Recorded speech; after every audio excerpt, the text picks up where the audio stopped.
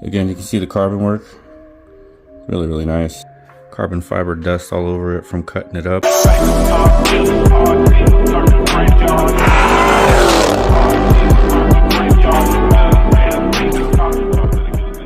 What's going on, YouTube? Welcome back to another video.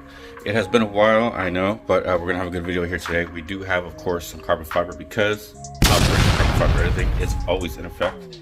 Currently the car has the family custom set up, so I'm gonna have to do some modifications probably over here because of the Whipple supercharger. Their stuff is made, I think, for the Mopar intake, so I'm gonna have to modify my situation to make it work, but we're cool with that. And this is also family customs, 3G customs, but we're gonna swap those out. So this will all be Staga here, all Staga there, and of course all Staga here from the previous video. Be sure to check that out down below if you haven't already seen it. But yeah, I'm gonna go ahead and probably have to also take my lighting and move at least the side pieces. It's gonna take me some messing around with, but I'll probably just kind of speed lapse that for you guys. But I'm gonna set you up on a tripod and we'll see what we got here in the packages. But what came with the two pieces is essentially just you know, some carbon care stuff. We got a sticker in the packaging, and then I'm not sure what this is, but we will find out. Okay, so this is like a cap, probably for the reservoir. And let me check this carbon out. Of course, we got to inspect the work. Very nice. Carbon through and through, carbon on the other side also. We got some, looks like Velcro strips in there. So we'll see how that sets up once we're ready for that. Looks like we got a sticker here. Adhesion promoter. That's it.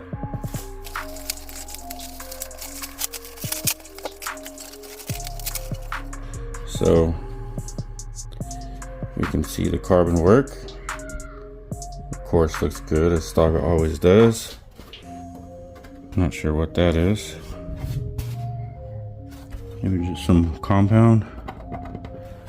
We'll try to take that out. But complete cover, as you can see. So if this sits on the passenger side, you can see how low that drops there. Another reason I wanted this was because it was so massive. I have like ghost controllers now in there for my lighting, so I need kind of more space to hide the controllers. I had to take one of my Bluetooth ones out in the meantime because it was just too bulky. So I'm hoping this really will allow me to also have some more controllers under there, because I'm adding a little bit, just a little bit more lighting. So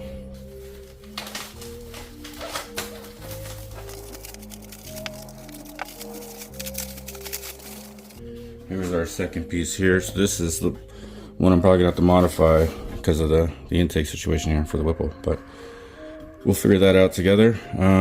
But yeah, again, you can see the carbon work. Really nice, really good, really clean. And my carbon is, or the carbon I chose to go with them. Oh, the cap must go right here.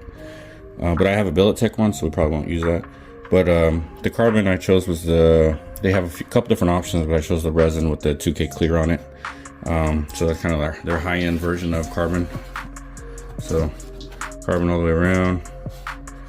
Again, we got Velcro and tape and stuff. So anyway, that's how it's looking. Let me go ahead and start ripping into the engine bay a little bit here. I'm probably gonna be in and out of the frame because I gotta get tools, I gotta pull stuff off the car, I gotta figure out how I'm even gonna do all this. So this side should be pretty easy because that's straightforward, but again, the intake side's gonna maybe take some messing around with. So just kind of stay tuned, wait to the end of the video, see how it all looks. Be sure to let me know in the comments how you like it. And again, huge shout out to Staga Motorsports. Staga, if you got anything else coming for the challengers, please let me know first, because I am Operation Carbon Fiber everything.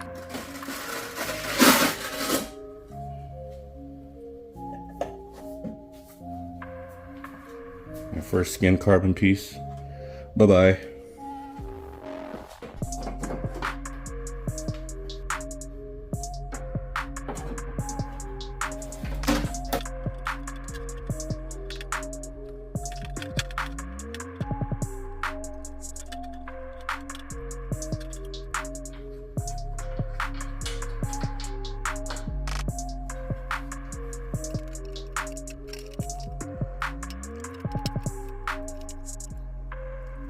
So let me show y'all what's going on.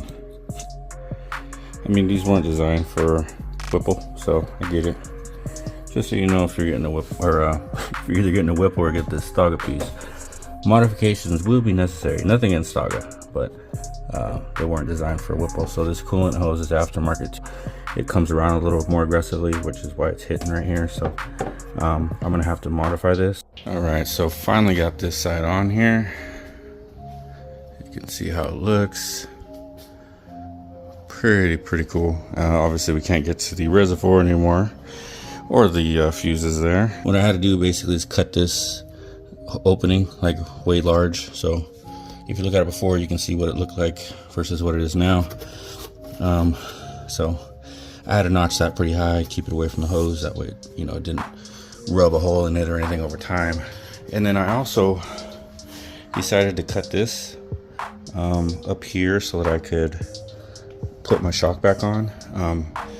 The way I think they had it before is like the bolt would go through the top of this, and you wouldn't be able to remove this without taking this shock off. But I periodically have to get to this area, you know, for my lighting. Sometimes my battery dies at car shows, and this is where I jump it. So I need to be able to just get in here nice and easy. So let me go and show you how I can take this off and on.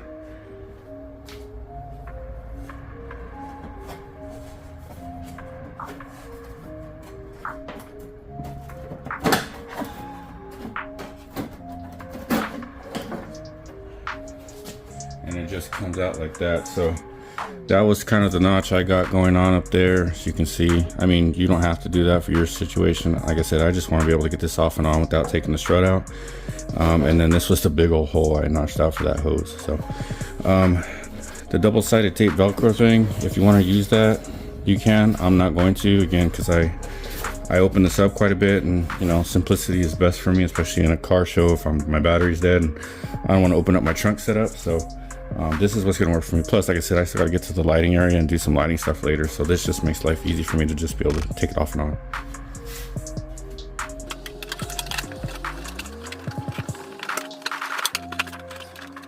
And there it is. It sits in there nice and snug. It's really sized well to the car. So it kind of presses itself in place from the tension from up here to down here. That's going to be plenty for me. I mean, it even stays down right here. I didn't really want this high with the Velcro to, you know, sit higher than this piece, because I don't have Velcro under this one either. And that's been perfectly fine. So again, just my situation. Obviously that's not the Staga way, but that's what's going to work for me. So I'm going to do it like that. So that's, I think the only things I could say about that is just, you know, your access. You're not going to be able to get to those unless you got your strut off to be able to take the whole panel off. Of course, you probably already know that if you're buying this product, but just something to keep in mind. One of one though, that's what we go for around here. One of one. I'm gonna put my lights back on here, and then I'm gonna start working on that side. So I'll probably pick this video up once I figure that out, because this piece alone took me a good hour. So let me sort that out, and then we'll follow back up. All right, y'all, check it out. The Staga fully complete carbon fiber engine base set. Front, sides, carbon on carbon on carbon. So it's all done. This one I did have to actually cut up quite a bit. Again, nothing on Staga. I think it's just because of the Whipple situation, and plus the Family Customs firewall cover.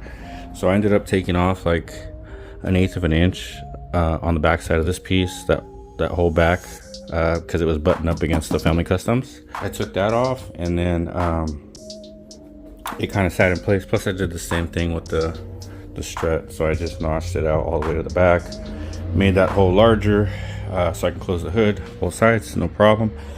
And then up here I just kind of had to Dremel this larger here, and then I cut off this whole end piece here. So now I can just bolt that down and it should be good.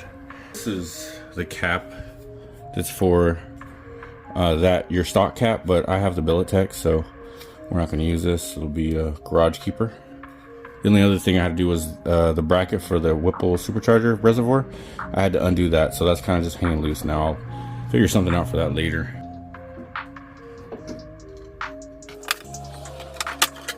And that's it. She comes right out nice and easy. And then I did have to also remove, I don't know if it's my car or what, but this fender bolt right here, it was making contact with the back of that Staga quite a bit. It was making the line weird, so I had to remove that bolt. So a little weight reduction on the fenders for that bolt. But yeah, you can see those ridges here for bolts, but for whatever reason mine's not lining up perfectly to where that goes. So I just had to remove that bolt, and this comes right off. So nice and easy, as you can see, the way I like it. And then again, for me, I'm not using the Velcro, so if you want to do that, that's on you. I mean, these aren't going to go anywhere. It's not like I'm driving anywhere with my hood open, so I'm comfortable with these just sitting in there.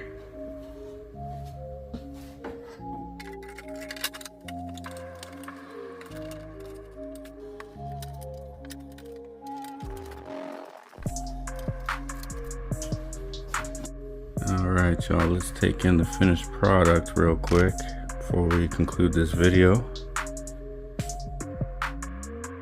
See how it all looks together.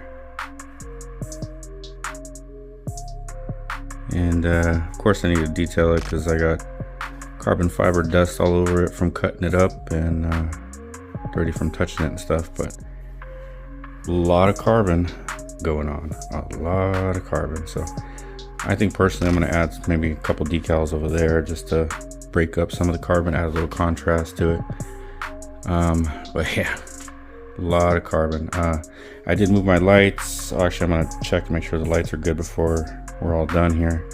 The complete Staga Motorsports engine bay kit is done. Another operation carbon fiber. Everything is complete. So let me know what you guys think in the comments. Be sure to like, subscribe to the channel. Channel's not over, just been doing some other things. We got carbon fiber still coming to the channel. I'm doing some barrels myself next, and as you saw, we got the seats in here, so the carbon fiber has not stopped. And definitely stay tuned for the next. Thanks for watching. Peace.